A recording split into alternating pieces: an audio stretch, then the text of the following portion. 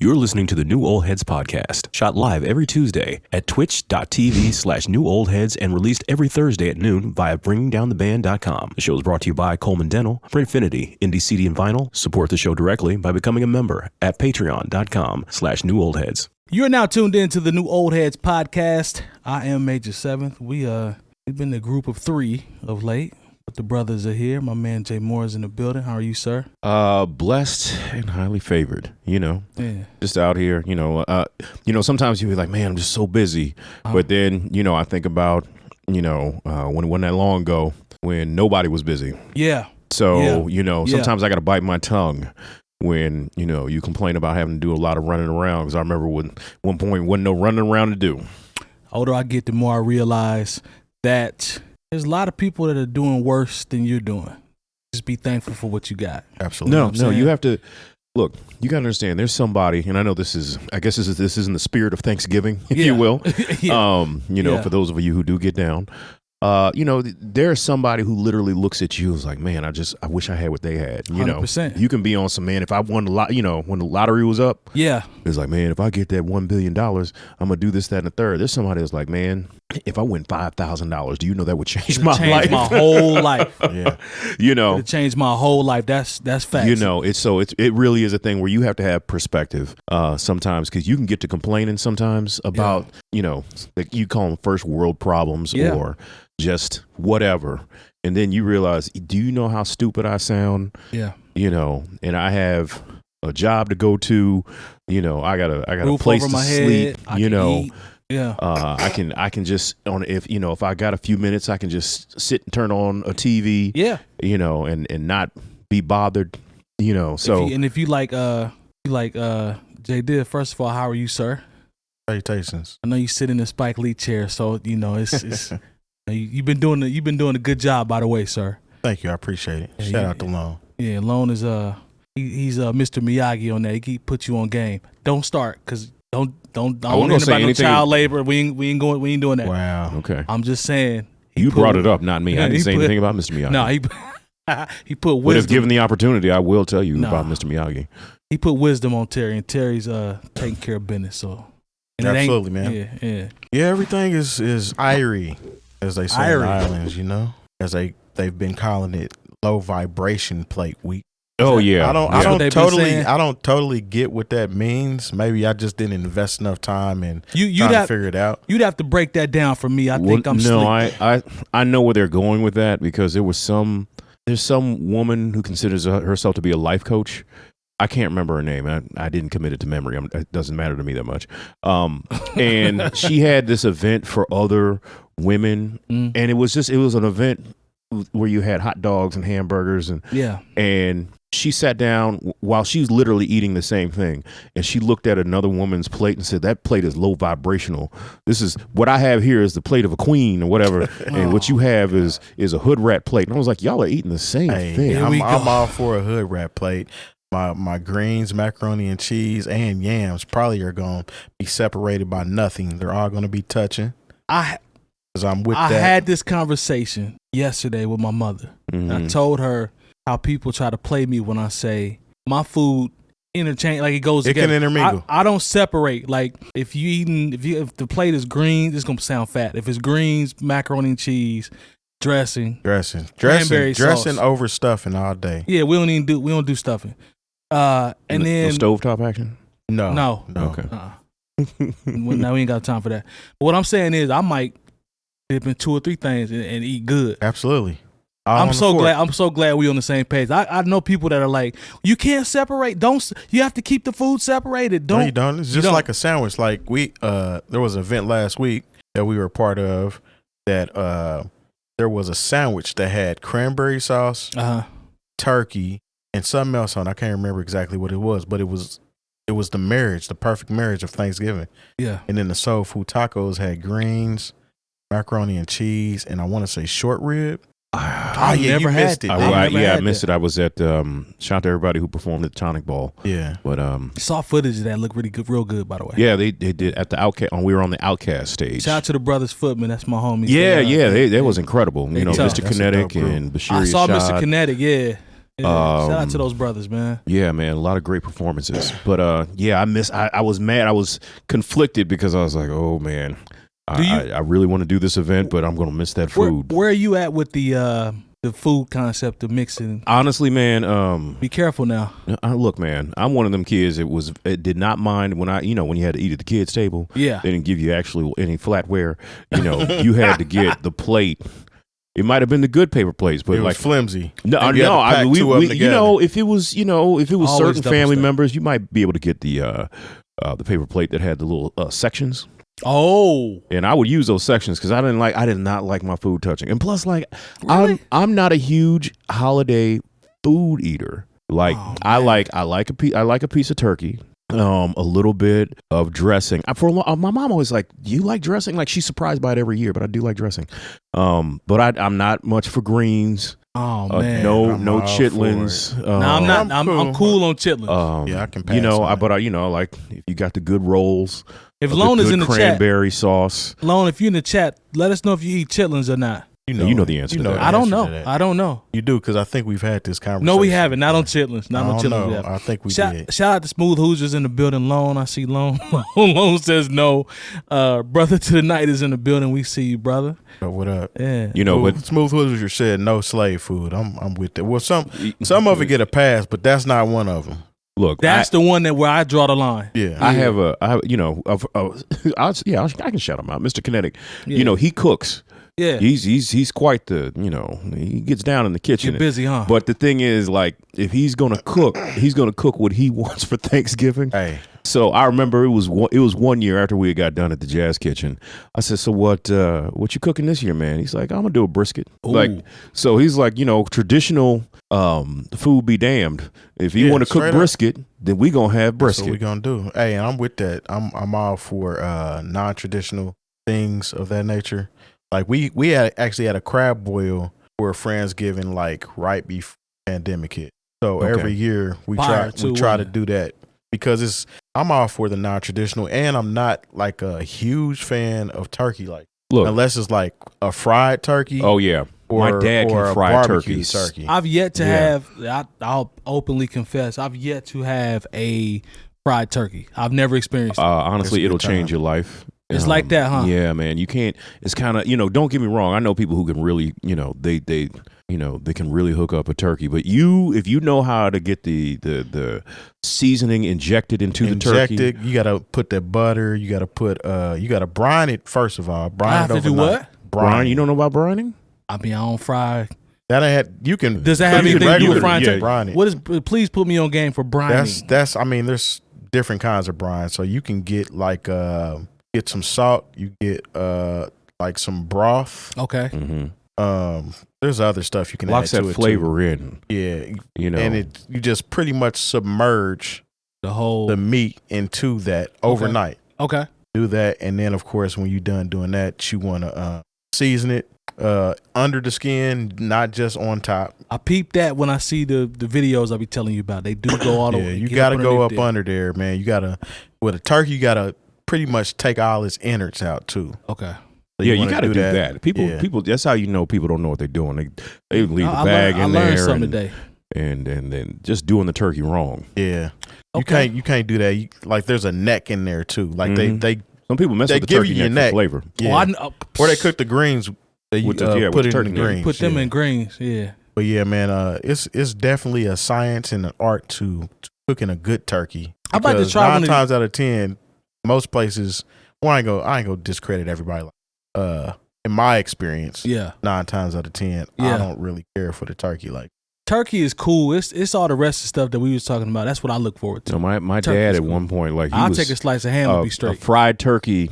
Like he was cooking our fried turkey, and then he was hooking up fried turkeys for others. Like he had it down, and then he was taking orders. He was taking orders, and then he found out he got, instead of doing the real dangerous one. I got a story about that. Now you can get an electric turkey. Yeah, fried, you can get an electric one.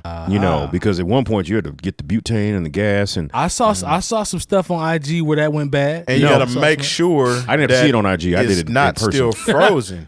Yeah. That's even putting it in the oven. The mug will explode. Yeah. You can't cook a frozen turkey. I would think not. No. So there was 1 year like I had a newer job, so I couldn't go with wherever my family was going. I couldn't go, so I decided. My girlfriend at the time was, in medical school, so she couldn't go home either. Yeah. So I said, "Hey, I'm gonna fry a turkey." That's what you said. I saw the steps and don't, because a lot of times people mess up the turkey frying because they don't understand liquid displacement. The same way you don't fill the tub all the way to the top when you're about to get in. You got to do the measurements. So I'd done all the measurements. I got the right oil. Yeah. Everything was smooth. So I got the heat up. Seemed like everything was going all right. Then all of a sudden, just the top of the oil caught on fire.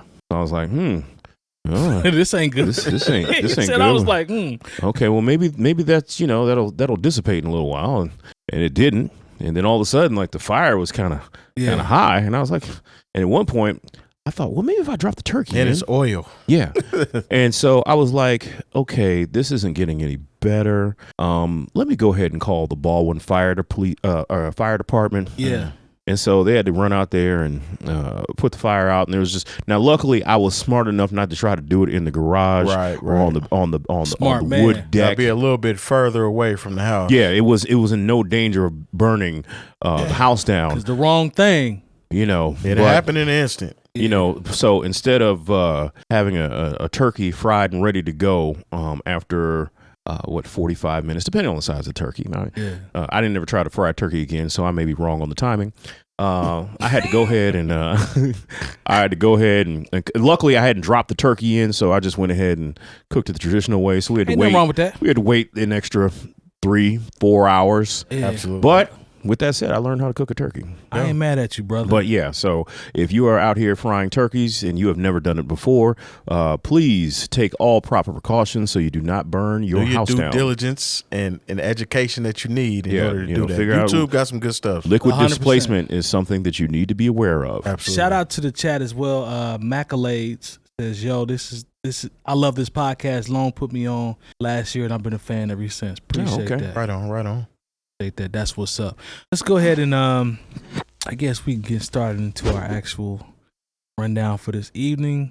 I want to try the 𝐀𝐁𝐻𝐿𝐴𝐷S topic first. Shout out to the 𝐀𝐁𝐻𝐿𝐴𝐷S. He's a member of the squad. He's always in the chat. We appreciate you. Up and coming super producer as well. That's my guy. But he asked in Discord about our favorite concerts that we've attended and why. That's a very good question. Yeah. I'll go first. For me, it was a show that DJ Premier threw at what's the name of the spot in Wrigleyville? Oh my!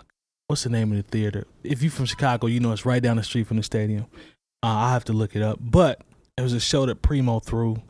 I think Common was there. There was a couple other artists was there, and the show was fire. But I actually got a chance to meet Primo after the show. Okay. Like, everybody was tearing down everything, and one of my guys was with me. He had his camera, so we kind of tucked off backstage, and I got a chance to meet Premier. He was taking down all this stuff. I said, "Hey, what's going on, man? My name is Major 7th. I'm a producer from Chicago." And I said, "I'm a huge fan." The lie.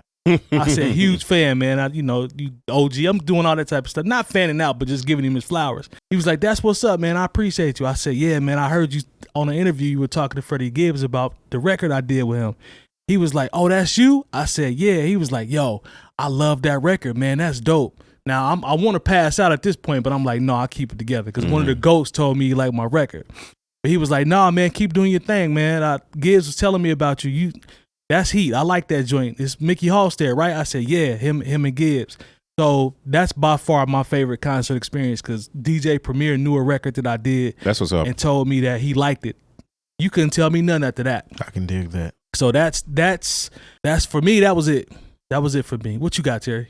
Yeah, my concert experience is extensive. I went to my first concert at 4. I was about to say you can maybe go back to 5. Go back to the 80s for some concerts, and it'll show my age because it was Fresh Fest '84. Wow, man. Okay. My mom actually took me and my older brother to Fresh Fest '84. Who was on the bill? Run DMC, Houdini, Nucleus, UTFO, I believe. Not UTFO. I'd love to have a flyer from that show. I actually want to get one redone and put it on my wall. That'd be dope. But I don't know if that was the best one because I couldn't really remember it like that. But just that experience of my introduction to hip hop. Yeah. Then and there. I can see that. Houdini was there. That's what I missed. Okay. But I want to say my best experience would have to be Wu-Tang Clan, Atari Teenage Riot tour that came to Deer Creek. Oh, this is the one they got. No, Yeah. that was with Rage Against the Machine. Oh, I'm sorry. Okay. Yeah, Go ahead. that's I'm the sorry. same one. Go ahead. Okay, Atari Teenage Riot was there Okay. too. Okay. But that concert was so lit. We bought tickets on the line, and I ended up in the third row. How you get to the third row? Well, I I have mean, some back in the questions. day, we would buy line tickets anyway there, and Right. kind of just sneak in, ease kind on of to up. the back of the seats though. But Wu-Tang was there, so we start inching forward a little bit, and then Method Man was pretty much encouraging it. So he was like, "What y'all doing way back here? The show's up here. Come on up. Come on up." So after that, there was pandemonium. Ended up in the third row. Somebody actually got hurt bad. I want to Trampled or say something? they might have died even, I think. Really? Yeah, that's why Wu-Tang couldn't come here as a group That's what it was. Okay. until this last concert Got it. I got because of that concert. you. I got you. But it was a wild concert, man. It was live. Everybody was there except for ODB. I think he might have been locked up at the time or something. But The atmosphere was crazy, wasn't it? man, atmosphere was dumb, man. Yeah, everybody. Because I know I'm in my mind as you talk about this. I'm envisioning everybody running to the front of the stage, Yeah. just to get closer, just off the strength of him saying that. Yeah. That right there is a vibe in itself. He crowd surfed. Somebody stole his shoe. Oh, for Okay, real? He stopped the show and was like, "I'm not going on until I get my shoe back." Did they throw it back up there? I threw it back up there. Respect. He cussed out the respect. sound man. He had the whole crowd saying "F the sound man." It was an experience, man. Bro, you really remember this? That's what's up. It was an experience. Okay. Yeah. Jay Moore, what you got for me? You got a concert experience that sticks out, or? Mine wasn't quite as rowdy. I remember my parents took my sister and I to go see Luther Vandross Power of Love tour with opening act In Vogue. Now, mind you, Man. I'm thinking, okay, I'll go see Dawn and the rest of the members of In Vogue. Cindy, boy, And Cindy was great, but she wasn't no favorite. Dawn. She wasn't no That's Dawn. my favorite. I'm sorry. We can fight about that. Yeah, well, you sure can. And and so I was like, yeah. And then when Luther came on, I was like, okay, I'll sit through this. Now, mind you, also, when I was getting ready for the show, I was just going to throw on jeans, Yeah. starter sweatshirt or whatever I thought was Parents fly at was the like, time. nah. It's like, no. We're going to see Luther. Lufa. Okay. All right. So when you go to see Luther, you get dressed. You get dressed. I put on them patent leather Dress shoes. shirt. I know I had on a suit, and this is the 90s, mind you. So I had on my olive green There we go. suit, Yeah. dress shoes, tie to go with it. Yeah. The So- little chrome tip on the edge of your shoe. Well, Talk I to didn't him. have all that. I didn't have all Talk that. to him. That was a vibe. That was a vibe. That though. wasn't something that was really in my wheelhouse at the time. Okay. So we go, and then Luther comes on, and the thing is, if you have a certain age, what I found out at the time is like I knew so much of Luther's music just through osmosis of growing up in a black household. It's gonna happen. Automatic. It's gonna happen. And so he came out there, and it was like in the round. Yeah. See, and Luther, he did the coldest thing I'd ever seen any performer do since before. It's just something that can't be topped. I don't feel like. What was that? He had the microphone in the middle of the stage. Yeah. He walks all the way to the side of the stage, and he walks towards the microphone and lets out one note. He's ooh, and keeps walking, and the note is reverberating through the Checker Dome. Look Yeah. at that. This is where the blues used to play. Yeah. And the crowd off one note goes wild. And the thing is, it was also the time when Lisa Fisher was one of his backup singers. For those of you who don't know, she sang the song "How Can I Ease the Pain." For those of you who are a little bit younger, that's the song that 3 6 Mafia sampled for Late Night Tip. Mm-hmm. Okay, so Good job on the homework right there. yeah, so she came out and saying, "How can I ease the pain?" And everybody just goes crazy. And they ended the show singing "The Best Things in Life Are Free." There was singers back then. This was, Mo Money. I era. mean, because the thing is, it wasn't just people getting on stage. It was lights and glittery jackets and all this. Yeah. It's still to this day, and I've been to so many shows since then. Yeah. There's nothing that has ever topped seeing Luther Vandross on the. I'm glad I got to see him before he transitioned to his spiritual essence, because I tell people, that was a show. I'm glad I put on my suit. It was weird because I saw maybe about a few rows in front of us was Ozzie Smith.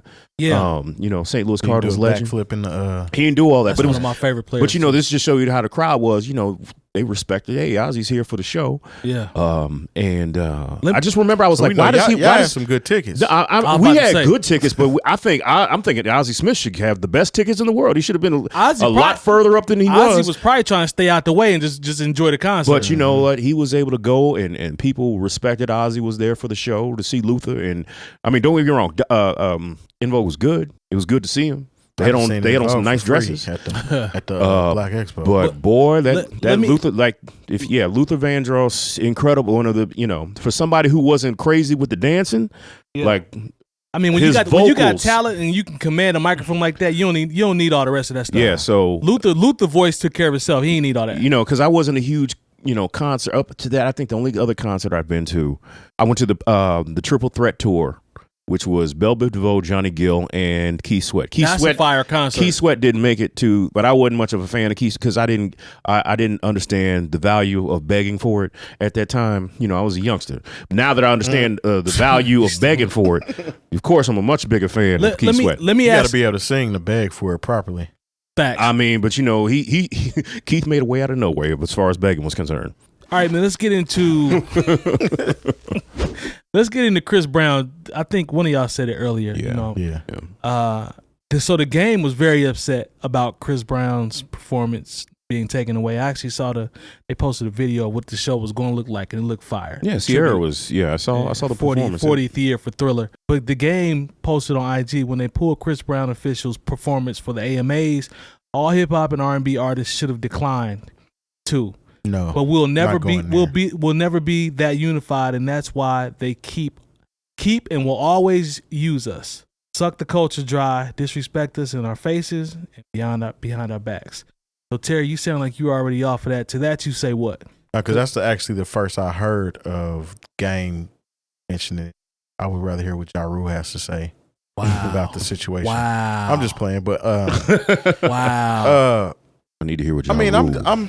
I'm cool on. I think this is an AMA thing, and it's whoever's the head and worried about what somebody says. My whole thing with Chris Brown is, when does he get his grace to go ahead and move forward with his career? He won an award, and they still took. Yeah, and Kelly Rowland had to take up for him because they were booing him in the crowd. I mean, he absolutely made a mistake when he was 17, 18 years old, right? Big mistake. Big mistake. By this time, though, he's still making music, and I think he's proven himself as a man. Personally, I think, because there was a couple people that tried to set him up and get him involved in some BS, and that turned out not to be what was up. I agree. I agree with that. So I agree with that. My whole thing with his situation is, unfortunately, he could have been that entertainer that could have held a candlestick to Michael Jackson. Oh, he's and he kind of fumbled that bag. Yeah. But I don't want to take anything away from him, and I feel like they're doing him kind of dirty, honestly. Especially at this point in his career. This is way far advanced from what happened back in, what year was that? 05, 06? Or 6, 7. Somewhere in there. Yeah. That was a long time ago. He was a kid. Let me ask you this. I agree with what you said, first of all, because Chris Brown is what, mid-30s now? Early 30s? Early 30s, yeah. And I think the brother he's understands the magnitude of what he did, understands it was wrong, and at this point it's like, come on, man. This was a dope tribute. 40 years of Thriller, like, everything's perfect, and he's the only person equipped to really do this. Yeah, and my whole thing is, you have to have that same energy for other artists as well. That's fair. Because if anybody else showed up on that stage that didn't look like Chris Brown, right, they're gonna let them perform and do what they need to do, right, to honor whatever artist that's being honored. And I know it's been done before. I just can't think of any names right offhand that were in some trouble, and they're still granted that opportunity to perform. Let me ask you this though, piggybacking off the part about him not being able to perform. What do you think about what the game said? Is there truth to the strength in numbers concept if people were to, quote unquote boycott? We've been through boycott the Grammys. True. We've been through. Yeah, that's true. But do you think there's some validity to that? Because I actually like what he's saying in terms of, sometimes artists, they don't band together like they should in certain instances. I think there's something there to that. What do you think about that? I mean, there is some validity there, but I don't think other artists are going to band together and, I wouldn't say assassinate their career. Okay. Because you don't need the AMAs to succeed, just like you don't need a Grammy. I like that. I didn't know the AMAs were even on until because I remember, and the thing is, I'm not trying to dismiss the AMAs. I remember when that was a thing because it used to come on like Tuesday or Wednesday night. I remember just all of these award shows we used to watch as kids. And I'm thinking at this point, doesn't anybody who works for Dick Clark Productions or whoever puts this on now or ABC understand that you don't put on anything during when they're playing football? Like it's Sunday Night Football, dog. You're not gonna win that rating spot. Even I don't care who you are. Even if you're trying to do counter programming. Yeah. But as far as Chris Brown is concerned, this is the thing with me, and I've said this when it concerns anybody. I don't want anyone's entire life to be defined by their worst moment. Say it. No, what once said, everyone in this room and probably everyone listening will acknowledge what he did was wrong. But at the same time, how are we just going to define him by that moment for the rest of his life? I remember when he came here and there were people who were quote unquote trying to be righteous and say, I can't believe so many people are going to see Chris Brown at the Pacer Stadium. Like I said, I never remember the name. Pacer Stadium. But I was thinking, like, first of all, like, what has he done something recently? And they were trying to, has he done something since then to where he should be canceled, to where we should not support him if he makes good music that we enjoy? Not to my knowledge. And they bring up stuff, and I was, and there was somebody, and I don't like to go back and forth with people on any social media. I was like, they found out that woman was lying, because like what he did and what has happened since the Rihanna thing, it's made him an easy target.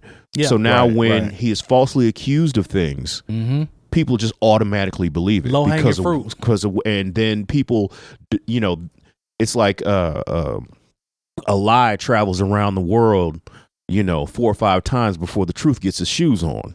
So there are people who are still looking down on Chris Brown because of lies that they heard and never heard the part where you come to find out the woman was lying, or like there was, like I said, he was a young man, and it's look, like dude, Terry said, 17. he got a Lamborghini before his frontal lobe had completely formed.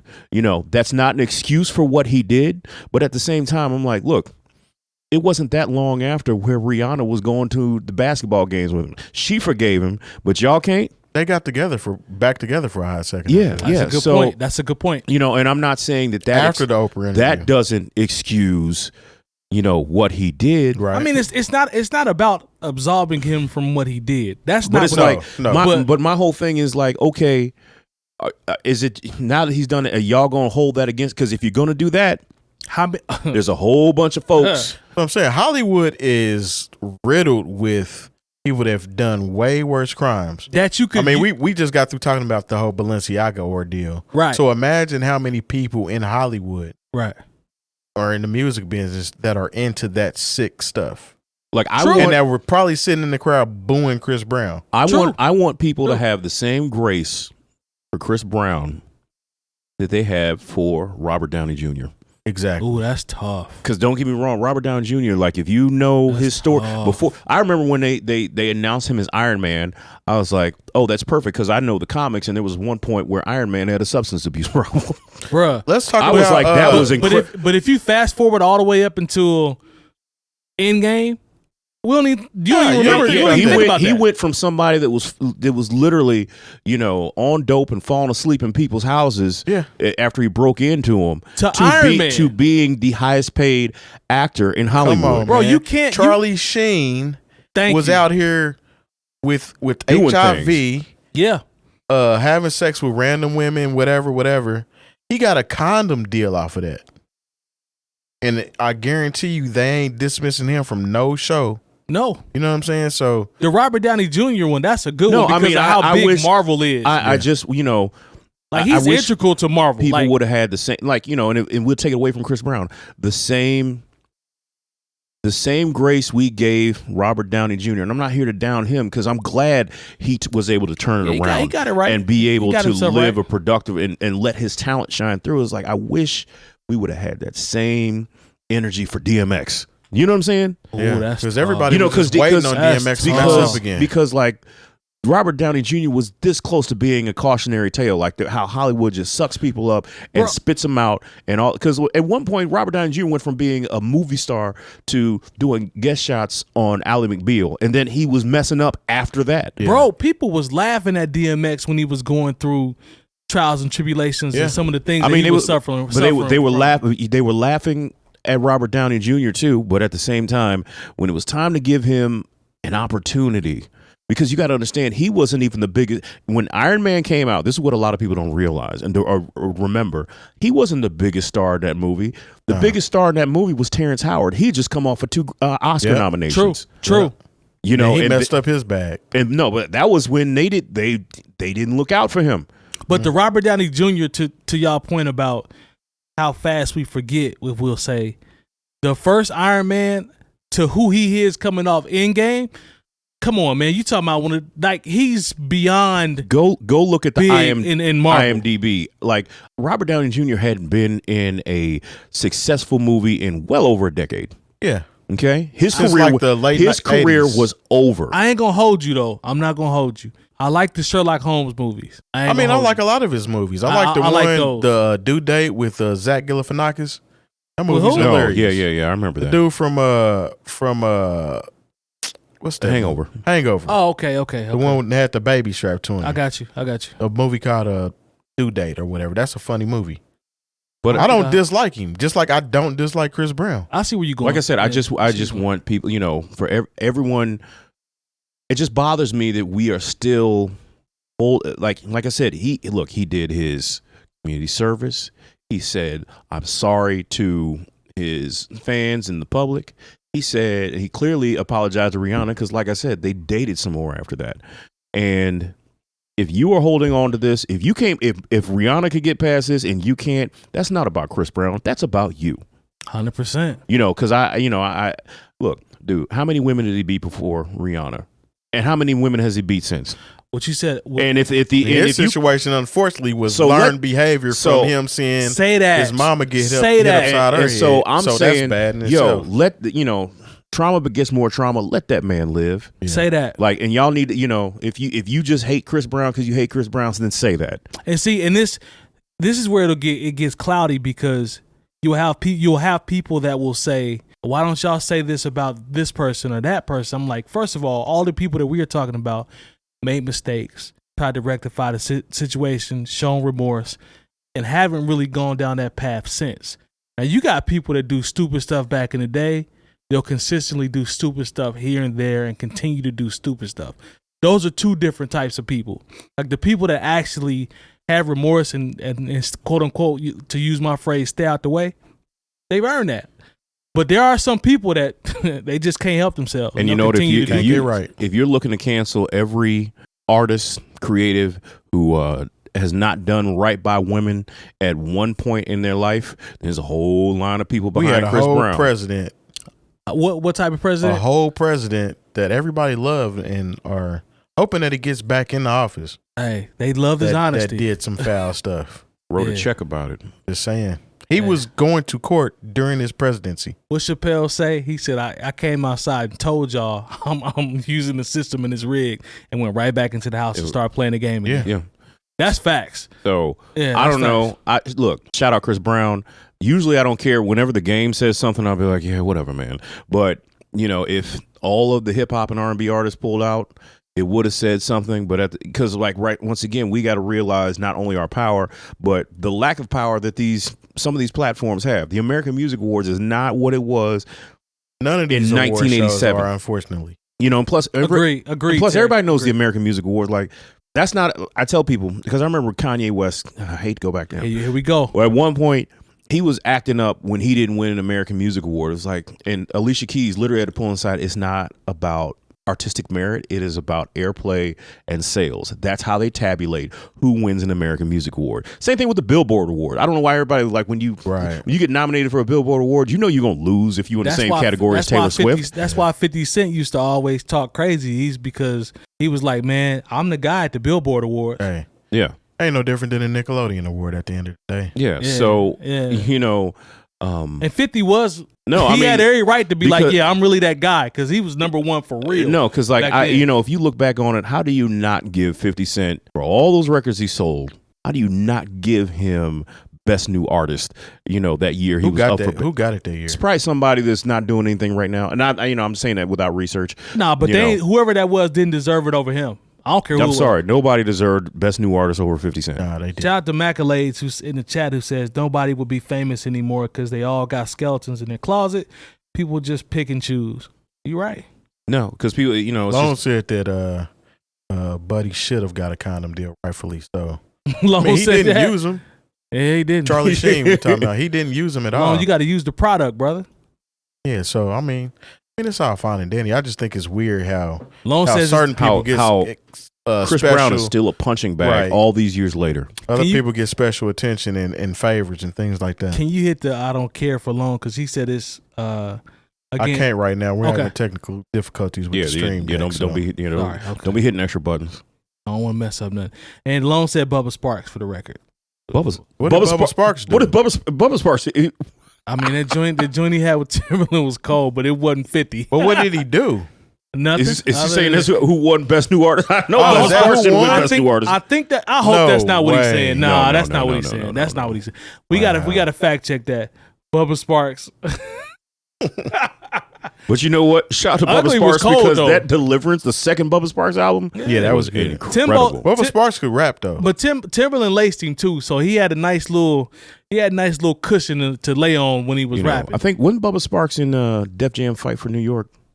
The fighting game. That's a long question. Do you know what's crazy is like it wasn't Bubba Sparks, man. It can't be. No. It couldn't have been Bubba Sparks. If you are a video game, if you're a video game head and you have a copy of Def Jam Fight for New York in your closet somewhere because it was on original Xbox, PS2, and I think GameCube. Yep. It's worth that, and you still have the box too. It's worth about $150 between. Really? Because it's one of those games that can never be re-released because of the music and the licensing, clearing, and all that. Yeah, and so they, so I mean, it's a game where Joe Budden can beat up, Noriega. They're never good. Like you could have a poll podcast war in Def Jam Fight for New York now. That's for real. And they're never going to be able to. You're never going to be able to clear Carmen Electra and Little Kim, and Henry Rollins and Danny Trejo. That was a wild game. You'd have. That was definitely a wild game. And Bone Crusher. You're not going to be able to clear all that.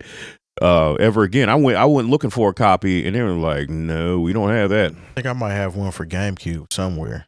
Y'all want to go ahead and shout out to let's go ahead and hit our partners up real quick. Thanks to our partners. Dr. Coleman of Coleman Dental is our go-to dentist. He's a longtime Indianapolis arts and music supporter located right in Broad Ripple. Printfinity is a screen printing shop based in Indianapolis, owned and operated by our own DJ Jay Diff. Our good friends at Indie CD and Vinyl operate one of the best record stores in North America. Shop new and used in their site or visit them in person. And the best way to support the New Old Heads is to visit our Patreon and become a member for as little as $3 a month. All details on newoldheads.com.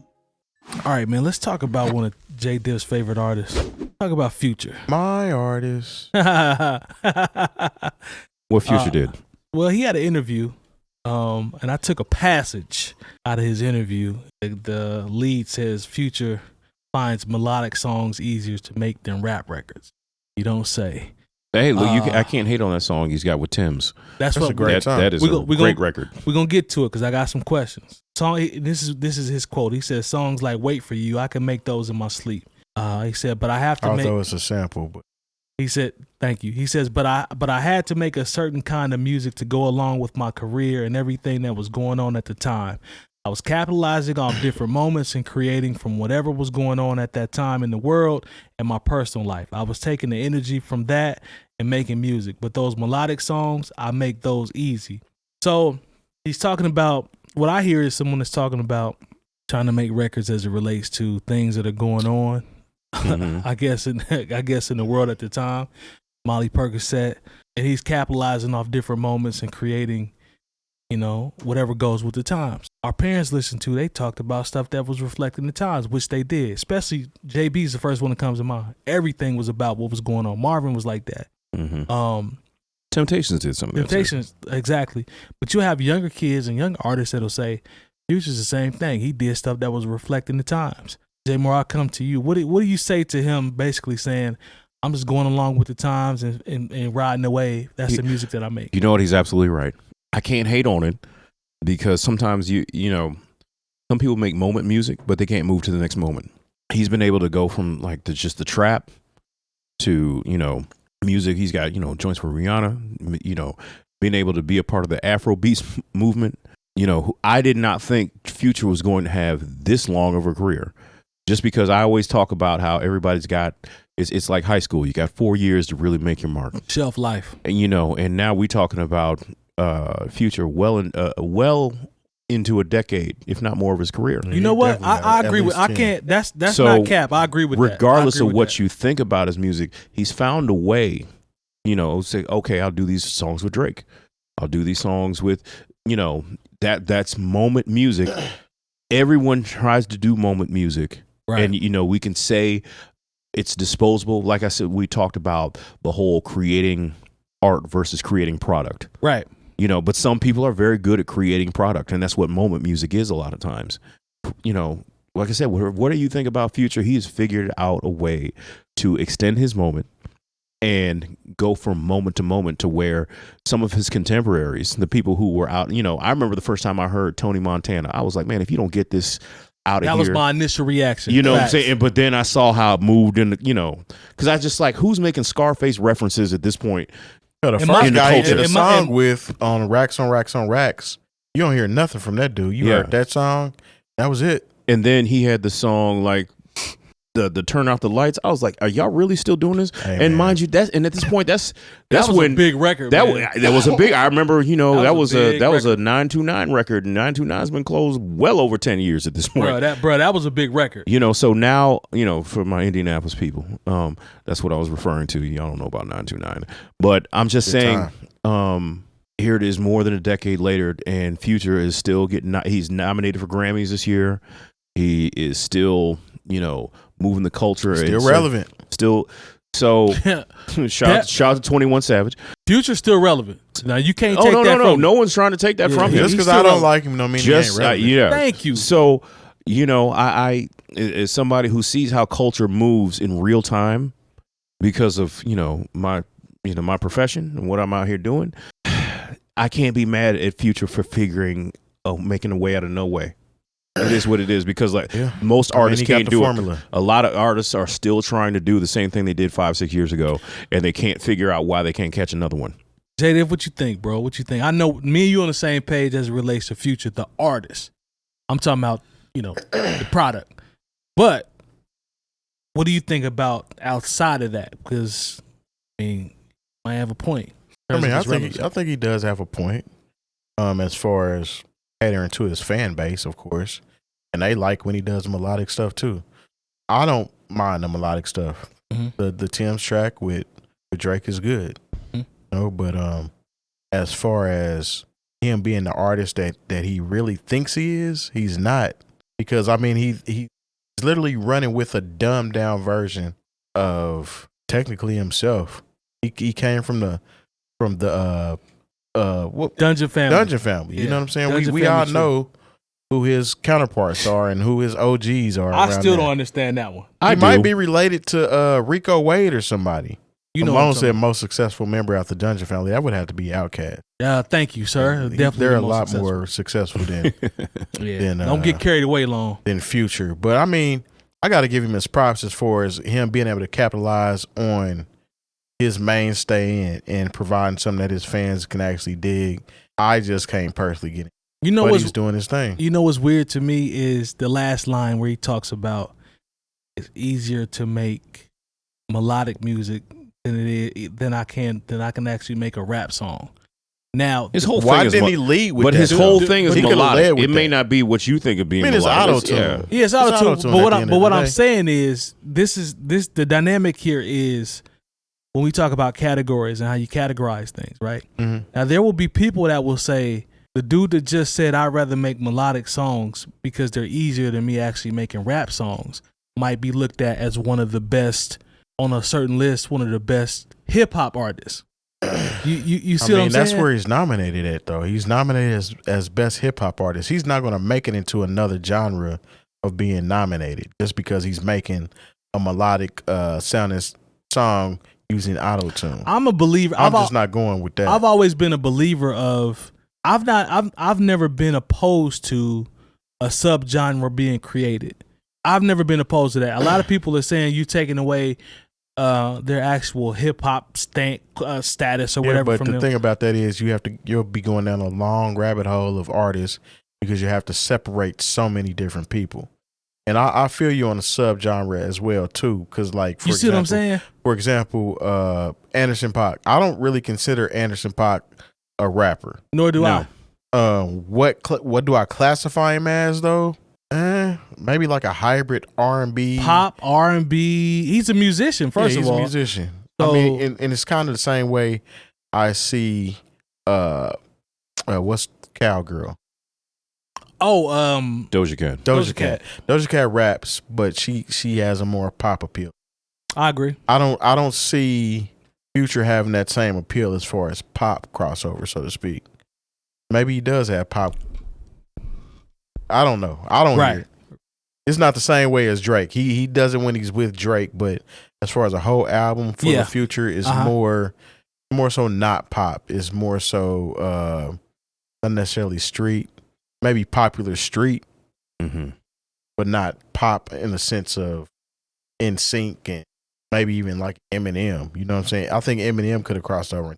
His music was popular. Yeah, he ruled the TRL era. He got the numbers to prove it too. Yeah, come on now. Yeah, I don't know, man. It's I agree with Lone on one end when he says genres are meh. He says it's none of it really matters. It doesn't. I get that, but what I'm saying is I can openly say that this just might be the bias or the purist in me saying that I wouldn't mind seeing it just to kind of divvy it up. So I can admit that. Look, I remember when just going into categories, and we'll probably talk more about the Grammys as they get closer. Right. But I remember the year Confessions came out. Great album. Confessions was the thriller of its time. I'll say that. Oh. No, I'll say that because once again, Confessions sold like 12 million copies when people had access to CD burners. Okay, you know what? It's right at the front of that. You know what? You might be right, sir. So you couldn't go anywhere without hearing something off of Confessions. And you know what? When it came time to nominate it for Grammys, he got 2 little R&B nominations. Yeah. He should get album of the year. But when it was time and shout out to Future Sex Love Songs. I like that Justin Timberlake record. I did too. That record was was like dope. his first 2 albums. They nominated him for Record of the Year in pop, this, that, and the third. Justified. And I'm like, too. As good as that was, did you see how many records he sold over here? Do you see how many #1 pop songs are over here? But you don't nominate him for any pop records? Right. It's just sometimes they see us and they be like, all right, whatever. Let's nominate him for R&B song and R&B album. Like I will give, when I looked at the list, I was like, okay, I like what they did for the Beyonce nominations. Right. Put her in the dance category. Right. Put her in album of the year. Now this is the thing. I mean, it's Beyonce, but you know what they do. But you see what they do to Beyonce every time she shows up, and they nominate her they give her the R&B awards and they send her on her way. True. You know, and so like when I saw, oh wait a minute, it's a year where Taylor Swift and Adele put out records. Now I'm thinking, if I'm Beyonce, do I even show up? Look, because I'm not showing up. I know, because and Beck not taking might have nothing snuck home. one in on us, because Beck win every time he's in there. Beck gonna get that album. You're not going 0 for 8 me like you did my husband. Yeah, you know what I'm saying? Facts. Let's try to squeeze this last one in. Let's talk about the possible Twitter implosion. Right? I got to use the air quotes. Yeah, possible. My angle was going to be: does this have any impact on artists or creatives? No, Because there's other sites called Instagram and Facebook and TikTok that work just as fine as Twitter does. Jay Moore, I see Just you. saying. I see you. I'm gonna use him as an example. You're on Instagram. I see you on Instagram. But I'm on Twitter But you too. get you get a lot of your bars off, quote unquote, on Twitter, right? And don't nobody care. That's what I was looking for. I'm not trying to be saying, but That's what I was looking for. With the knowledge on Twitter, Don't nobody care. don't nobody care. Okay. Look, this is the thing with Twitter. It's going to be just fine. It just will not be an app that can be used by advertisers.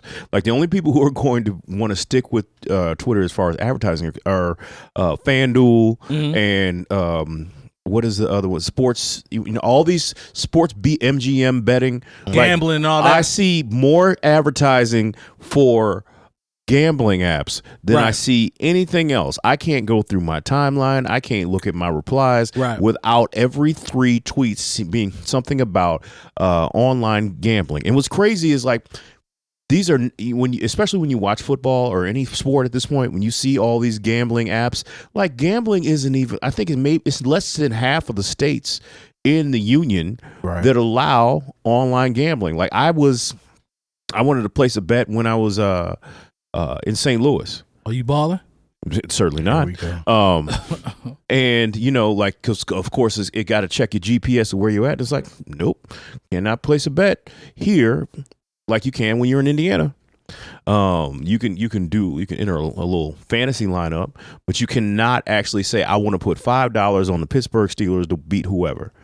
Now I'm not putting no money on the Pittsburgh Steelers this year because I know better, but I'm just saying that when you look at as far as these big corporations, especially if did you see what happened with Eli Lilly keeping it local? Oh yeah, Eli Lilly and a Nintendo. They had a Mario throwing up the finger. Yeah. They what else? It was something else crazy that happened because people were just getting verified accounts. Yeah, and the name of it is the company. The @ handle is something different, but people are just looking at that name and the verified and running with it like, oh my God. So wait a minute, yeah. So I can cause a change in valuation of millions of dollars just because I spent $8. It's the wild, wild west, and not in a good way. Lone says it will have impact if it goes away. He says it will have impact if it goes away. You know what it'll impact? These companies that are going to Black Twitter, learning to what find you're out what's doing fly. and how to advertise their products. That's a good angle. I didn't think about it like that. That's a good angle. Because you know what Twitter will do? Look, I remember when I got rid of cable. I cut the cord. And I was like, how am I going to live without my DVR and being able? And you know what happened? Like 2 weeks in, I figured it out. Yeah. And that's the thing with Twitter. Everyone's going to figure it out. You'll post a trailer for your movie somewhere else. Right. You'll post, and these other companies, they will pivot to a way they'll make sure that you can get your content or make whatever. Look, I don't know why anybody would invest in Twitter in the first place. The company it loses money every day that it's open. He pretty much had to do it just to prove that he can do it. Because it's more about him being able to say I cop. I agree. Because if you bought Twitter just so you can get Donald Trump and Marjorie Taylor Greene back on. I've never seen somebody set $44 billion on fire like this. And you know what? If you really about that life, let Louis Farrakhan back on Twitter. If you really about that freedom life. You know who I think is going to affect? Trump just made it back on there. You know who I think is going to affect also is what we talked about, artists and creatives or whatever. But I think sports journalists are going to be affected because this is the one avenue where they can actually.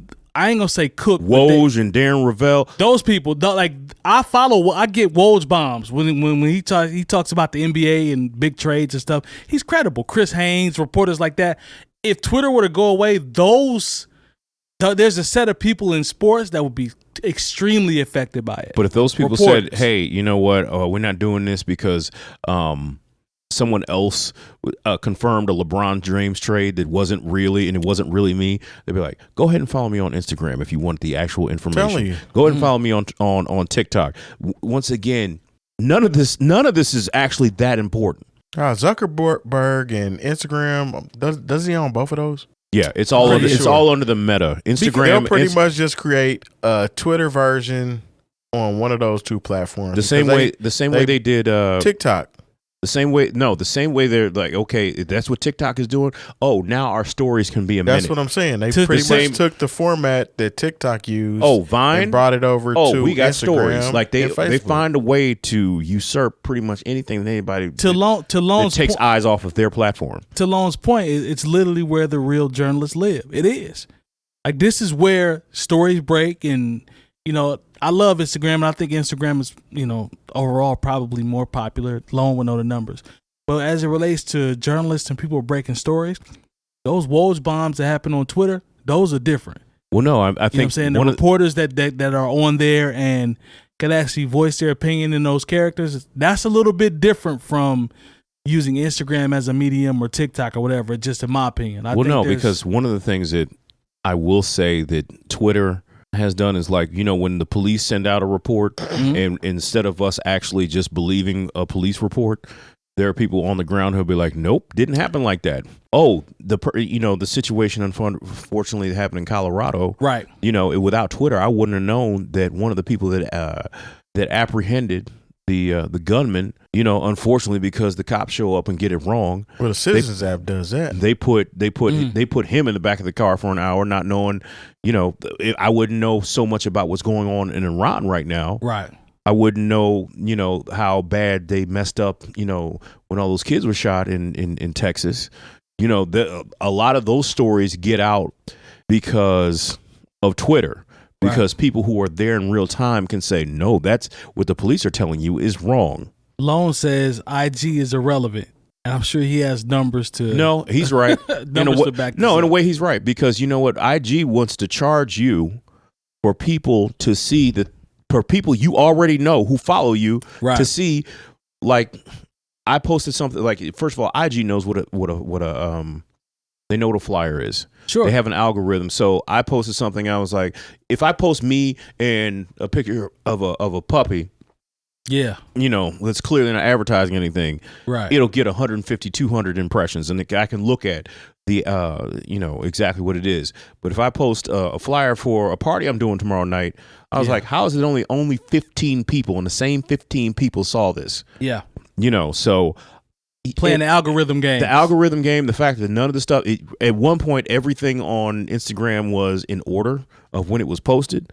Honestly, Instagram really is kind of useless at this point. I mean, TikTok isn't in order either, honestly. It'll keep showing you the same thing sometime. Like, if you liked something. Yeah, based on what you like. It'll tell you to watch it again, the same exact video.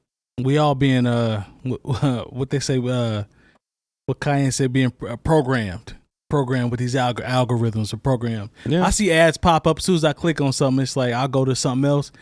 There's an ad for what I just clicked on a totally different. The only way to stay away media from any of this programming. So, and this is the thing I don't get about people that always talk about the program. Is they continue to use these same platforms that is doing the program, or they'll try to get you to move to another platform.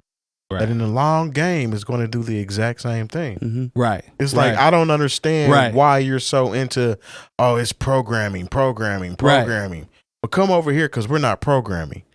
You're just programming in a different way. It's a different code. What you said is the ultimate. That's the ultimate answer, is to remove yourself. I'm talking about completely. That's the ultimate answer. If not, you're going to be quote unquote programmed and influenced by anything just like anybody else. We all are. I'm not about to sit up here and say, yeah, I'm on social media, but I ain't programmed like y'all. That's bull. Like, I would be capping if I said that. Yeah. Like, we all scroll. We all play the scroll game. We all watch. My daughter is 3 and she scrolls. That's what I'm saying. On YouTube. Yes. But she's still scrolling. She's scrolling. Yep. That's going to do it for this episode. Shout out to the chat, man. The chat has been very active and actually laughing at us a lot. Smooth Hoosier was showing out tonight. We see you. We see you. You'll be better next week. You'll be more positive next week. NewOldHeads.com for all the education you need. If you see New Old Heads, like, subscribe, pick a tier on Patreon. We appreciate that as well. We also, real quick, may be early next week. It may be a Sunday or Monday show, just to put it out there. Mm-hmm. Yes, we got some schedule conflicts, so we'll try to put it in Discord and reach out to all of you all that we know. But we will be a little early next week. But we appreciate the support as always. Shout out to the homie Lone. Continue to enjoy your days off, brother. And we'll see y'all next week. Peace. Yeah.